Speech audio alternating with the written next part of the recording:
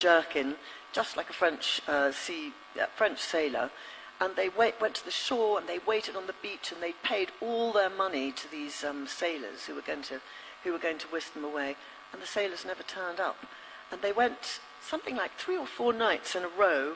Can you imagine how frightening that would have been? You're shivering on the beach, waiting for these sailors to come, and you're going to jump in the boat like something out of a James Bond film. And eventually it wasn't possible, and they managed to escape another way. But that was before she even reached Calcutta. She'd had these extraordinary adventures and wrote brilliantly about them. Amazing stories of pluck. She's not the one that had the storm at sea, is she? There was a... That's another hair-raising episode. That's another hair-raising episode. Is that one that you'd like to perhaps share with us? Yes, I think I would I don't normally like doing readings because it's so much better just to talk, have a chat.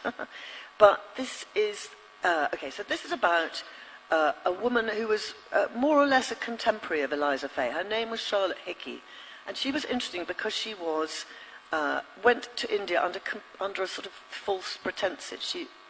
British women tended to reinvent themselves when they went to India, so she was actually an English courtesan. She was an English courtesan and therefore a pariah when it came to English society. And she had a lover, this man called William Hickey, who was a famous diarist. I'm sure some of you have probably come across her.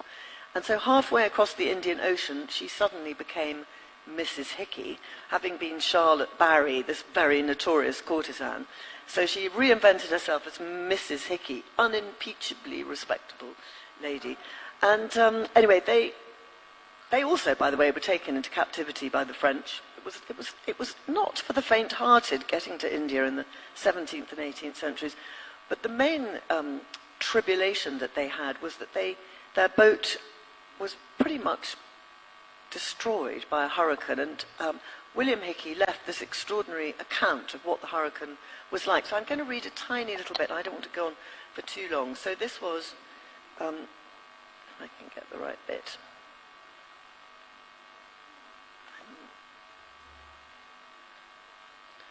Here we go.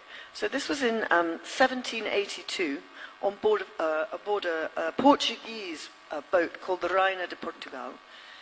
Because no English ship would have taken this courtesan on board. She could have been found out, so they had to go on a Portuguese ship where no one would know who she was. And she and her husband came out onto the deck one day because they could feel the boat moving in this very strange way. And this is what they saw.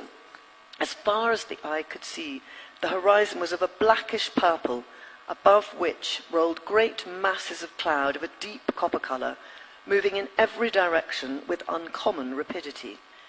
Lightning flashed in every quarter, and the wind came whistling as shrill as a boatswain's pipe through the blocks and rigging. By 8 o'clock in that morning it was upon them. Torrents of rain poured down, making it as dark as night.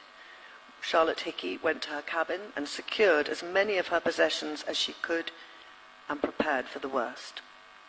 Orders were given immediately to take in the top gallant and reef topsails, but it was too late. The instant the sails were lowered, they were blown to atoms, being torn from their respective yards in shreds. Soon the sea had increased to an almost unbelievable height, the wind now roaring to such a degree that the officers on board couldn't make themselves heard by the crew, even with the largest speaking trumpets. Between 9 and 10, the hurricane was upon them in all its force. As it veered all round the compass, so did the sea increase infinitely beyond imagination, one wave encountering another from every direction, and by their mutual force in thus meeting, ran up apparently to a sharp point, there breaking at a height that is actually incredible to those who unhappily saw it. Within minutes, the fore-topmast, yard rigging and all, went over the side, the noise of it being imperceptible amidst the roaring of wind and sea. Seconds later it was followed by the mizzenmast, which snapped like a walking stick. Meanwhile, the entire ocean was in a foam as white as soapsuds. At 11:30, the foremast also snapped, being shivered into splinters quite down to the gun deck. The fall of it drew the mainmast forward, whereby the levers upon which the pumps worked were totally destroyed. Before noon, the mainmast and the bowsprit both collapsed at the same instant. And so it goes on. Two more paras. Go down to their lives. Okay. Okay. Can't leave us hanging there.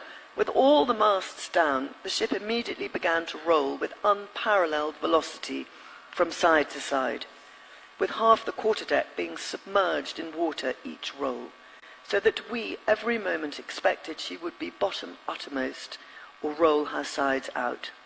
Next, 3 out of the 5 stern windows, frames and all, suddenly burst inwards from the force of the wind, the noise so tremendous that both Charlotte and William were to imagine that the last scene of the tragedy had arrived. In the space of just 4 hours, their noble vessel was in a state of distress as few have ever been in. Our situation seemed hopeless. Not a creature on board but thought any minute would be the last of their lives. And so it goes on. There is quite a lot more, actually, which I would like to read, but I think we should probably But like you leave it say, there. It gives you an idea. not for the faint-hearted. Not for the faint-hearted. And they survived. I mean, a lot of people didn't survive the journey, which was, it was a brave thing just to undertake the journey alone. It was hard to get anywhere in those days, but a journey at sea especially if you were a woman, because sailors considered women to be unlucky. There's always been that superstition There's about always women been on the board. superstition about women being unlucky. And so there are accounts, not Charlotte Hickey or Eliza Fay, but there are, actually no. JLF में British women in India पर पत्रिका leadership series के तहत ये session चल रहे हैं। आज दूसरा दिन है लिट फेस्ट का। आज शशि थरूर, जयराम रमेश, शोभा डे के सत्र मुख्य आकर्षण का केंद्र रहेंगे। आज फ्रंट लॉन में शुभा मुदगल का सत्र है, तो वहीं दोपहर में बताया जा रहा है फ्रंट लॉन में ही कांग्रेस नेता शशि थरूर का सत्र होगा।